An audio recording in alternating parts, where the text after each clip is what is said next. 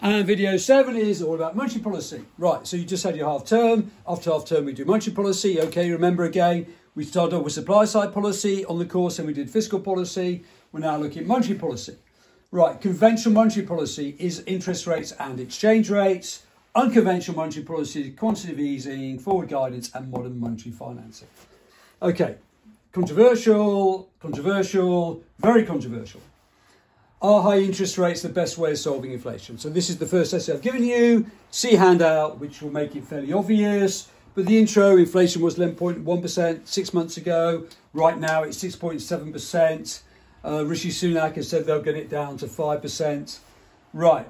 The target for the Monetary Policy Committee, though, is that it should be 2%, plus 1% either way. But this also depends upon the type of inflation we got. What sort of inflation we've got. Right, so we then got cost push inflation. Remember video 1 again? This is cost push inflation.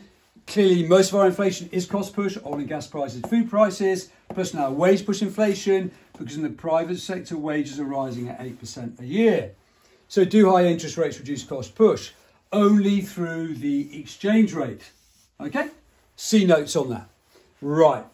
But it is good at reducing demand. So it's mainly pretty good for demand pull, but we've mainly got cost push, and the effects on cost push aren't very strong.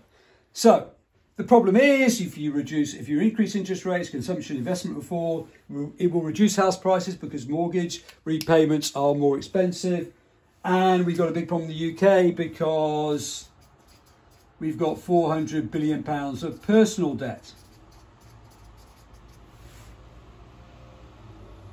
Sorry, we've got not £400 billion of personal debt.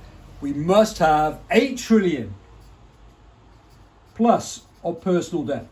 This is a huge figure. Remember, we got 2.5 trillion pounds of national debt. So it actually should be 10 trillion pounds of personal debt. Sorry. So if you increase interest rates, and then that's going to create a lot of havoc for a lot of people, which is why I think 52% UK population cannot make ends meet before the end of the month. Also, if you increase interest rates, the exchange rate will go up, import prices will fall, that will lead to a falling cost push inflation. So maybe supply side economics is a better way of reducing inflation, but I will leave that for you to work out. And that is the end of the story. So you must understand everything in these 7 videos. Thank you, bye.